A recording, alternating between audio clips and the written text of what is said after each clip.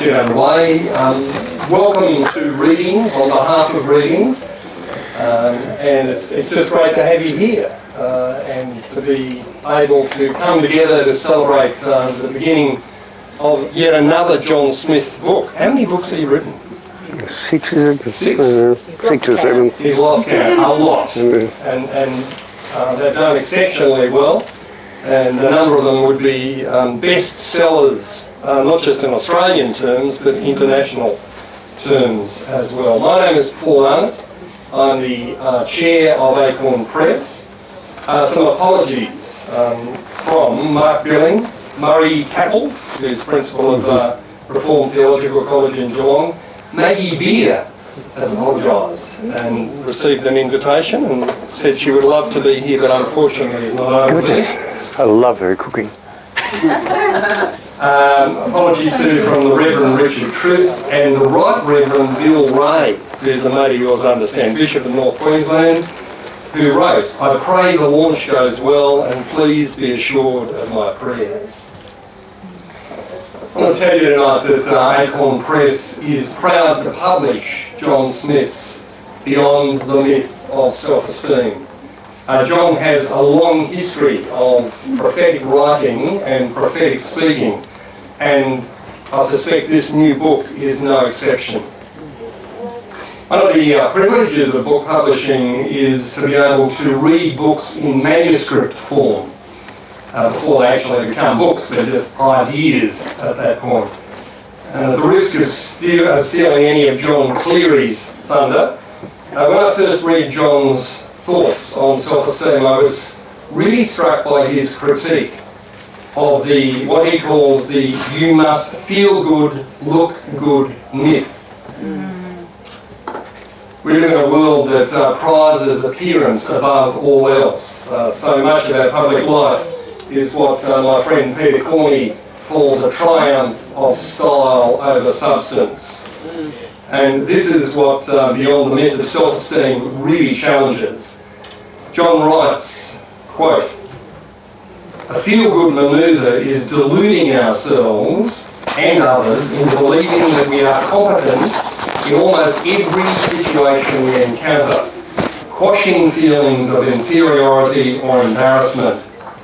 And he suggests that it's only when we own our lack of knowledge or experience that we open the door to gaining the very skills and the qualities that we would like to have. And I was chatting with my hairdresser last night, and you know that you talk to hairdressers about almost anything. I happened to mention I was going to a book launch, and that's why I had to get my one hair cut. And she was really interested, John. She really wanted to know about the book. She said, "Well, why does this John Smith argue that boosting self-esteem is not a good thing?" And I felt like saying, "Look, you just have to read the book." But I did try to explain to her a little bit of what the book was on about. And the other really interesting question, which made me realise she really was engaged, was, well, they use the book in schools. Well, they give it to students. And I thought, well, I hope they do. They should. I do know that there are a number of chaplains already who have copies of the book and are using it in schools as a resource. One of the exciting things about launching a new book is that it takes on a life of its own. So it's going to be fascinating to see what happens with Beyond the Myth of Self-Esteem in the weeks and the months and the years to come. I should point out at this point and acknowledge the significant contribution to John's book of Coral Chamberlain, who is with us tonight. Coral is herself co-author of what I regard as one of the best books on healing and wholeness that I've ever read, called, funnily enough, Healing and Wholeness, co-authored with the late Robert Hillman and Linda Harding. Acorn Press was established as a not-for-profit company 36 years ago. I suspect it must be one of the oldest publishing companies, small publishing companies left in Australia. And the reason it was established, and one of the founders, Alan Nichols, is actually here tonight. 5 people set it up in 1979, and Alan was one of them. And it was established with the goal of publishing books written by Australian authors. Now, over the past 35 years, we've published a wide range of non-fiction books, ethics, theology, biography, history, spiritual issues, cross-cultural mission, world religion, Indigenous affairs, women's leadership, and pastoral care, just to name a few. Acorn publishes books written from a Christian perspective, not just for Christians, for everybody. We hope the general market, and that's certainly our hope in this case, John, that this will be a general market book, not just for religious people, and books that are thoughtful and well informed. We seek to produce books which challenge readers to think about the issues facing human beings, the very significant issues facing human beings in the 21st century, and to enable us to effectively engage with the world that we live in. I believe that John's new book is a great example of this. We don't only sell books at Acorn, we publish books whose writing we believe in. So thank you, John, for writing Beyond the Myth of Self-Esteem, to address one of the greatest needs in our world today, telling the truth.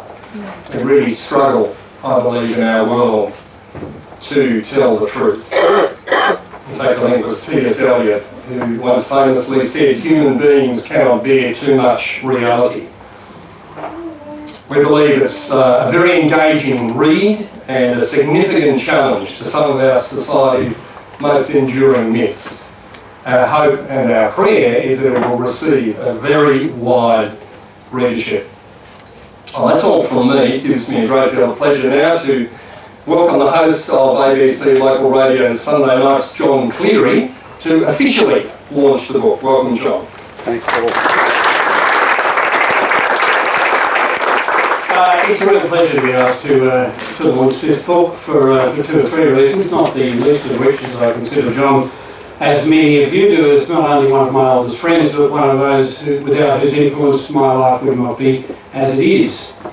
I grew up just down the road in Carlton, North Carlton actually, when I was 5 or 6 years old. A couple of my mates, you just get to the stage where you're launching out, making friends down the street, a couple of kids around the corner, you just start to go to school, said, we go to Sunday school, do you want to come? Well, my parents had no connection with religion at all. And I said, where do you go? We go to the Salvos. And they took me down to the Brunswick Salvation Army, which in those days, this is the early 1950s, had huge scout troops, guide troops, everything. You do everything. You could learn to play a brass instrument. It was the best place in town to be.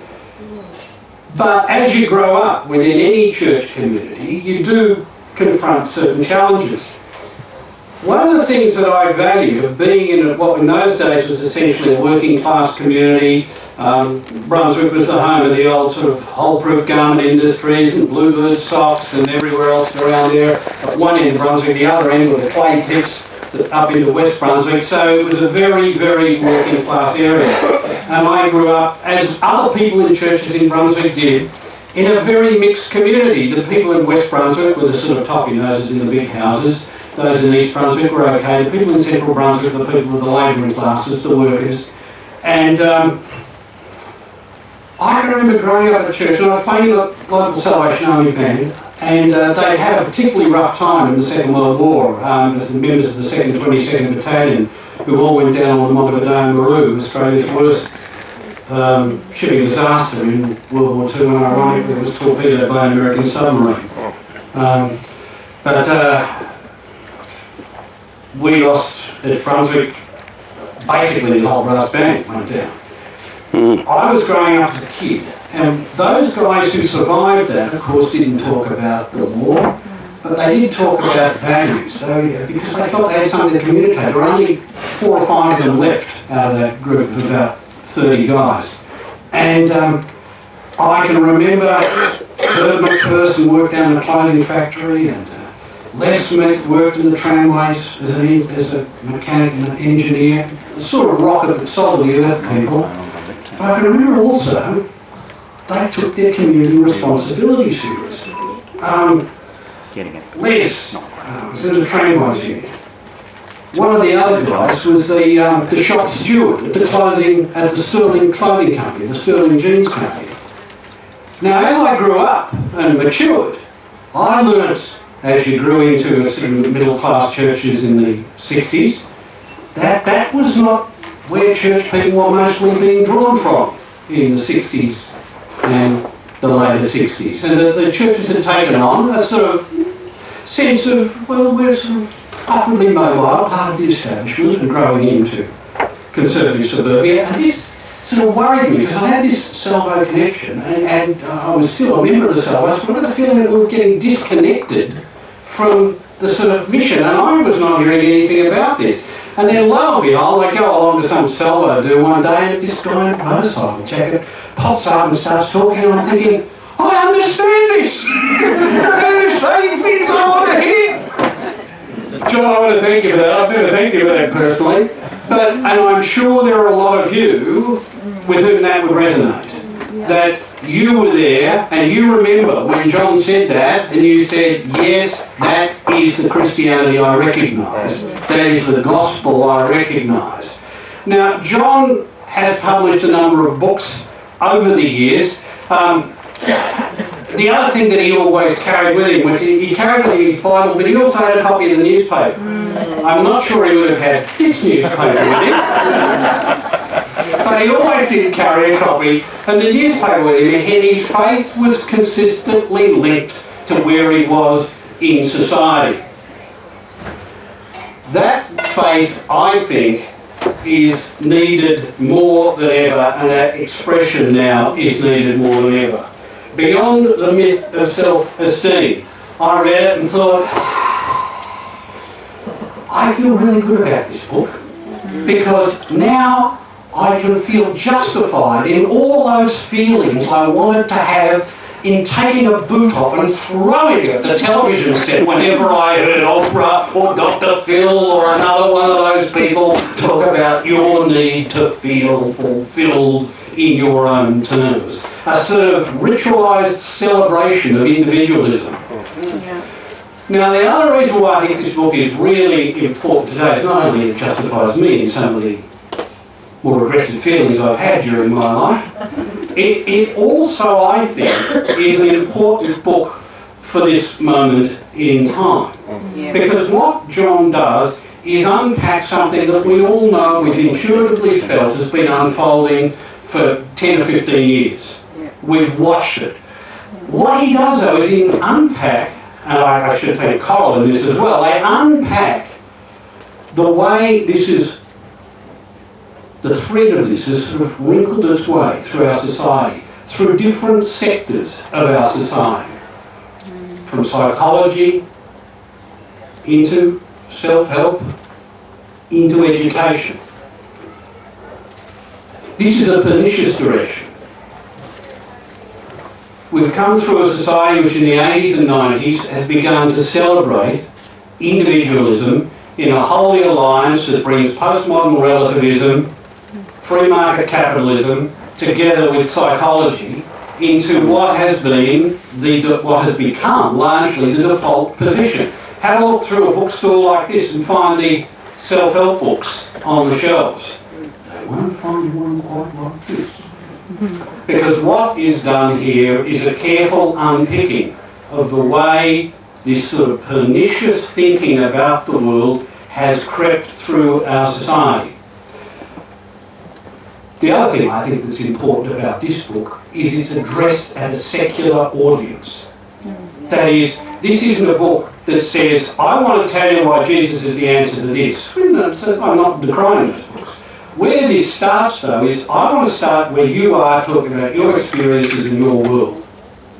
In the latter chapters, John does talk about why a life of faith fulfills many of the criteria deemed necessary, but it's justified in terms of the world sees as necessary. And that is why I think this book is so valuable, because it will start where people are, and for a good 2/3 of the book, stay with where they are as they build up a conviction that yes, things perhaps do need to be rethought. And then we're delivered to the last couple of chapters, the last 3 chapters, of a good punchy alternative. Here's where we go, folks. I did bring this for a purpose, because some people say, well, yeah, we've been through all that, you know, we know all that, and, you know, it's been around for 10 years or so. This is actually today's Australia. If I turn to page 3 of today's Australian, there is an article. Modern rat race is making us unhinged. The article is written by Gregor Henderson, a prominent Britain-based international mental health commentator and director of the Global Wellbeing Lab. He says the evidence of this unhingement is sufficient to make us take pause. Now, Mr. Henderson in Brisbane last night to deliver a public lecture to the Queensland Health Commission said the trends are now so stark we had to question the social origins and cultural context of the changes we are witnessing. When you begin to unpick it, you begin to recognise that there may be a link between the way our modern world is structured and the elements of emotional and psychological distress we are seeing. Absolutely. If we keep putting such a high value on economic product, this is based around the need to produce and consume. This leads to materialism, consumerism, individualism, and these are mostly short-term benefits. Quote, the social argument around mental illnesses are reinforced by the relatively low levels of psychological distress in communities with strong social connectedness and lower pressure for economic advancement and families relocating to find work. There would seem to be a protection factor in being part of a community because ultimately we are social beings. Ultimately, he said, change would come only with a recalibration of our cultural ambitions, away from economic measures to broader indicators of human success and sustainability. That could be a press release for this book. John, you have hit the nail right on the button once again. Your timing is impeccable.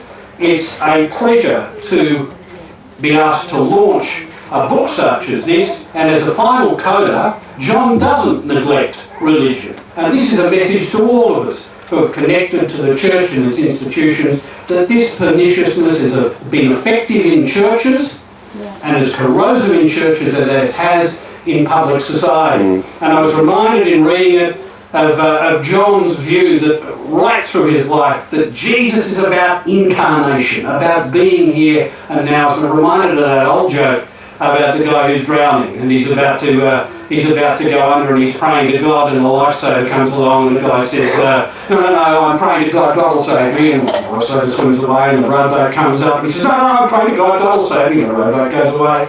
Probably by a lot of people want to save him, and finally a big motorised boat comes along and the guy says, no, I'm praying to God, God will save me, and he drowns. And he gets to heaven and he says to God, I was praying to you, why didn't you save me? God said, I sent you a lifeguard, I sent you a rowboat, I sent you a motorboat. And John's message has always been, we're the people in the boats, folks. God has no hands but our hands, and it's a salutary reminder. John Smith, thank you again as always, and I'm once again absolutely grateful. It's a great pleasure to launch Beyond the Myth of Self-Esteem.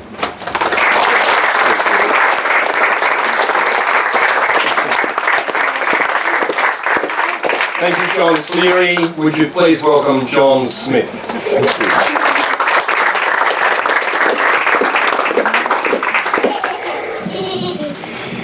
Well, obviously, to begin with, there are a lot of people to thank, including you folks that have come, including grandchildren, which is very exciting to have family members stretched across 3 generations to be here. I didn't expect my dear wife to be here tonight, so that's been a big surprise too. And all sorts of people that have worked with me in our ministry in the past, all sorts of people here that just have a precious place in my life. And dear Alan Nichols has been reminding me that if the late Archbishop Penman had probably lived a bit longer, he was trying to net me to become a good Anglican clergyman, and maybe I'd have come in and disturbed the Anglican Church. I don't know. But great to see God's Squad members, and look, if I start I'm going to get embarrassed because there are so many of you here that have been supportive over the years. But I do want to, of course, say that we all say it, but family, with all of its cracks in the wall and so on, family is so much part of that fabric for my life and for which I thank God. But I particularly want to thank you, Glenna, and I want to thank Coral. Many of you know this, but some of you won't, but I discovered while doing PhD study that I was an ADHD kid. I can't remember a happy day in high school, really. It was all misery.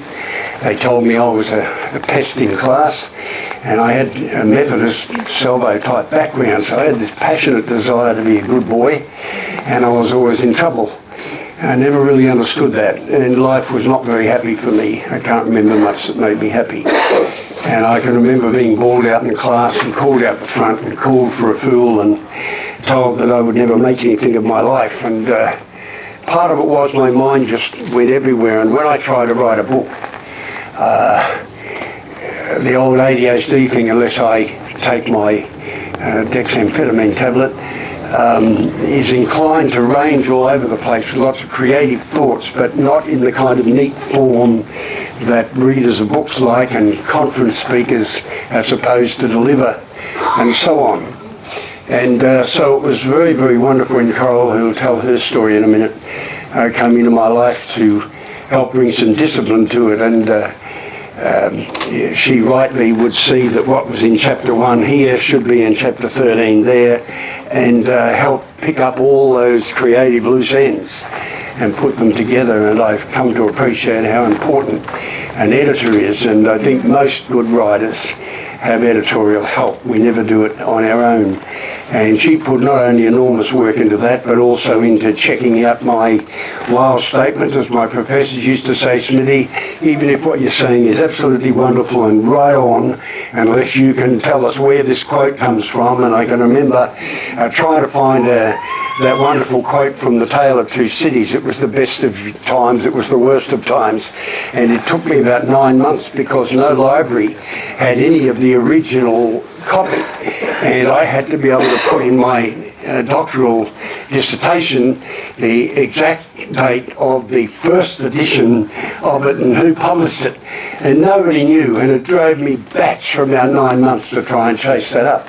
It's hard work trying to trace this stuff, but it's great to have good editing, and I'm everlastingly thankful to you, Coral, and you did more than edit, you chased up so much new material, and because this book in one sense has been about, well, almost 15 years in the making in my head.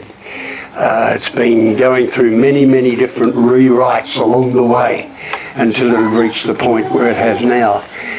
Glenna, on the other hand, if it wasn't for Glenna, especially during the last couple of years when cancer looked like it was going to take me out a bit early, if it wasn't for Glenna just tirelessly keeping my nose to the grindstone, I think I would have given up and we wouldn't have got this finished. And these two dear women are enormously responsible for the kind of energy and discipline behind the scenes. I don't want to talk much about the book, because if you want to know what I've said by the book, then you'll find out. I just want to tell you a little story, finish with some storytelling. I'd been concerned about this issue because over the years, I don't know, but I doubt there's anybody spoken at more high schools, to be honest, than I have. It must be 4,000 or more high schools. And when we've looked back over the days, the first 25, 30 years of high school work, it's hundreds and hundreds of thousands of young people. And being 73, it means I've watched the change in tone. I remember the days when if we ran a series of seminars and kids had to divide themselves up, if there was one on sex, drugs and rock and roll, everyone would go to it. And then during that period in the early 80s, was it, when the economy fell apart and there was going to be no jobs for kids when they left school, all of a sudden nobody wanted to talk about sex. And if you ran one on health, how am I going to to keep my humanity when I haven't got a job, they'd all turn up at that seminar. So it's given me an experience of watching the developing tone of generation after generation of young people. And what I have watched is the massive increase in clinical depression amongst young people that when I was a teenager, I don't think it was just we didn't recognise mental illness. I think that was part of it. But I think something much more has been happening, and there's been a massive increase in the breakdown of young minds. So that now you've got kids that are preschool having to go to a psychologist every week. There's something in our society terribly wrong. And in the end, if you have the wrong beliefs about reality, then life is going to screw you up big time. And that's argued, I think, well in the book, so you can read that if you want to see that argument. It doesn't matter what you believe. We're in a society now where even the religious folk have had that attitude where if you come to somebody, you've got your truth, I've got my truth. Well, it ain't like that in the real world, mate. If you want to jump from the 40-second story, I don't care what your truth is, it's not going to do your head a lot of good. And the reality is that we are seeing increasingly, generation after generation, the consequence of a serious breakdown in having any real framework for giving meaning and purpose to life. Now I tell you, I'm not a very confident person. I don't think Moses was. At the end of the book I talk about that. He had more self-esteem problems than you could poke a stick at. My family's nothing, I'm a boat person, I was a refugee, I got brought up in a country that never understood me. I had a fight with the cops, I knocked one of them off. I've been out in the desert with the sheep because at least they're not more superior mentally than I am. And besides which, if you want me to go and speak to the most powerful politician in the world, I stammer and stutter and I'm not a good spokesperson. Check him out. And yet, the model of Moses is one of the greatest models of liberation and transformation in the world, and I dare say the reason Jews are so bloody minded and stubborn about their identity goes back to the story of that man in the wilderness, listening to a voice from a bush that said, it's not about you, Moses, it's something bigger than you. And if you want to find yourself by looking at yourself, as my grandfather used to say, a man wrapped up in himself makes a very tiny parcel indeed. So I didn't want to tell you how it started. Here we are. I'd been speaking on this subject at conferences. I got in the terrible trouble at Greenbelt at a big arts festival. I had, I don't know, 3,000, I don't know, thousands of young people in this big tent. And I spoke against this stuff. And against the whole self-esteem movement. At the end of it, I got just jumped on by a whole bunch of psychologists, most of them Christian psychologists. And they got into me and they said, do you realise what you've just done?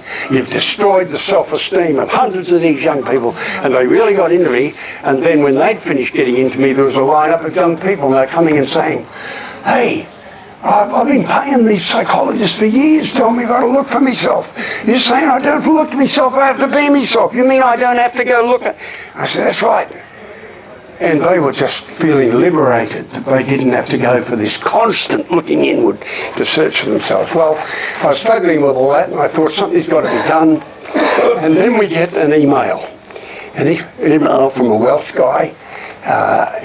He just said, I've been trying to follow you for years. He said, if you're feeling discouraged, I want to tell you a story that might encourage you. And I was feeling encouraged. I just, having struggled with the board of my own organisation, I'd come back having been through cancer surgery and having been told that I'd probably get 1 year to live. That was 15 years ago. And I wasn't really in good shape. And this story, he said, well, let me tell you. He said, my parents were missionaries. They went to Africa. They came back and the mission didn't look after them. And I thought, stuff you. And I was really upset about this whole mission. So I threw in my faith and said, I don't want any of this stupid religious garbage anymore. And he said, I could make money just like that. So he said, I had a mate and he was a surfing and we came across to Australia to go to Bell's Beach, just down the road from near where we live in Ocean Grove. And he said, I came down there to go to the beach. And he said, while we're here, we thought, well, if we're going to go to Australia, we better go and see the Rock and go and see Alice Springs. So we went off to Alice Springs, and he said, me combi van, you know, that you used to have with the surfboards on top, me combi van broke down. I stuck around for a few days.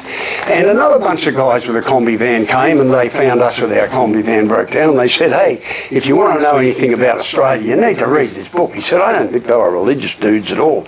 But they gave me this book called Advance Australia Where, which is a book I wrote quite a few years before a certain sociologist here in Australia wrote a book of the same title, I think just about 5 or 6 years ago. And anyway, he said, I read this book and he said, it tore me apart. And he said, I found myself coming back to a real faith. And I went on back to my country and I thought to myself, well, I can't just sit around, I've got to do something with this. So he said, I was interested in what was happening with the collapse of the Soviet Union and the satellite countries. So he said, I went there and I went to one of those satellite countries, and he said, I went to one of those horrible orphanages where the kids were sitting in their own crap. He said, it was awful. And he said there was a little kid there, sitting there, and they said it's his birthday tomorrow. And I thought, oh, poor kid, I'll get him some presents. So I went off to a shop and I got a shoebox and I put a few toys in it and I brought back the shoebox and gave it to the kid. And he said the kid just threw himself on the floor and burst into tears. He never had a present in his life. So he said I went away and I came back about a week later and the kid was still hugging the shoebox. And I said to myself, hey, that shoebox idea, there's an idea there. So he said I started getting shoeboxes full of stuff, and a couple of me mates that had nothing to do with the church, he said they weren't Christians at all, but a couple of me mates, we said let's do it, and we started sending truckloads of these all over Eastern Europe and to these orphanages where the kids were. And then he said I overdid it, overcapitalised, ran out of money, as people that are good money makers often do, and he said, somebody said, why don't you go to America and talk to the Graham organisation? They might be interested in your Christmas child, as his organisation was called. So he turned up in the Carolinas, and they said, oh, we don't think much of the shoebox ideas, but we've been trying to get into Europe for a long time. If you'll sign over your Christmas child organisation to us, we'll franchise it around the world. So he said, I did, and they sacked me and put an American in charge. So he said I was really angry, and I said, I want to go and punch Graham's face out. That's junior, not senior. And he said, then I thought, well, they got the money. They can do it for the kids. So I oughtn't to be like that. So I backed off. He's in the middle of writing a book about it now, actually, to tell the story, because you don't see it if you go online and look up the history. So it was the writing of a book. It was the writing of Advanced Australia Wear that changed the life of a Welshman surfer visiting Alice Springs who read a crazy ADHD kid's book. And out of that, the whole shoebox thing that comes to your church every Christmas was born, not in America, but in the desert of Alice Springs. And then he said at the end of this, he said, I'm writing this to you because that book changed my life. And you're still writing books.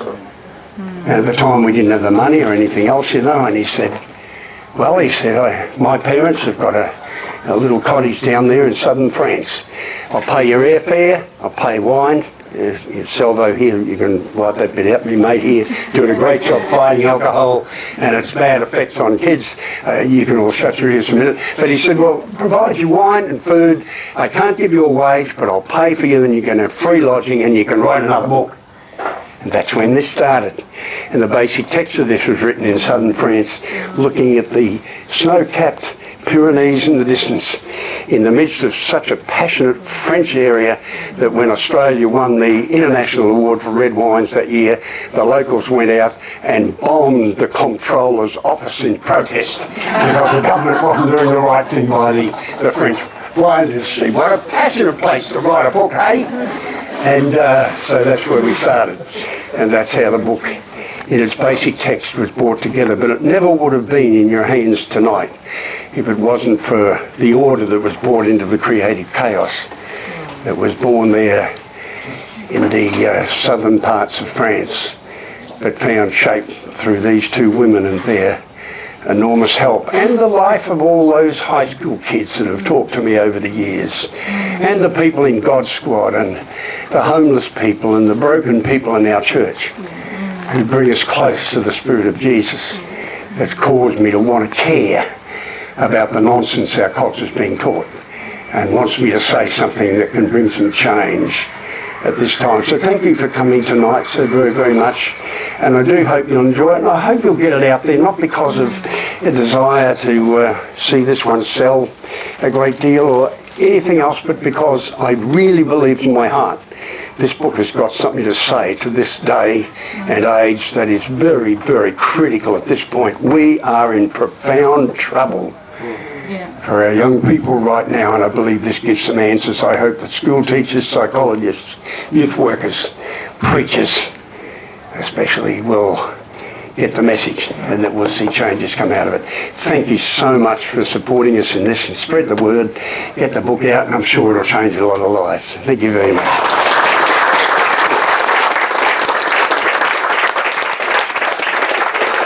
Thank you very much, John. If you look at the front of the book, you can see it says John Smith with Coral Chamberlain. Coral Chamberlain is coming now to share with us. Why Coral's coming? Did I say thank you to you guys? You didn't, but... Oh, thank you, Acorn, because without a publisher, it's hard to get this stuff doing. Give them a big hand.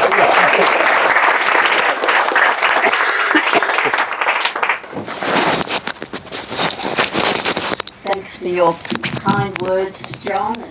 It's really been my privilege to work on this project with you. And now some more of the story. I've known John and Glenna for more than 30 years, but for much of that time we had little contact. They were in Melbourne and I'm in Sydney, but we became firm friends very quickly. A few years ago, when the time came for me to step back from my career as a biomedical researcher, I began looking for a writing editing project to fill the gap. I'd always enjoyed that aspect of my work, and I'd also been involved in writing projects outside that sphere. Knowing that John was an author and also a man who had important things to say, I emailed him to let him know what was happening, just in case my input might be useful to him at some stage in the future. His response was immediate. He said he had a complete draft of a book that needed a good edit. It was the draft of this book, the draft he had written in the south of France. Within 24 hours we began work. It's been a long journey and not without its difficulties, but overall it has been an enriching, stimulating and fulfilling experience, and I'm very grateful to John for offering me the opportunity to be involved. I truly believe that the insights John presents in this book are important and timely for both individuals and our society. In the preface, John writes, "I'm inviting you to come on a journey with me to explore a new way of living, a way of living that liberates us from the confines of an obsession with self and self-esteem." I hope many people will choose to take that journey with him. Thank you.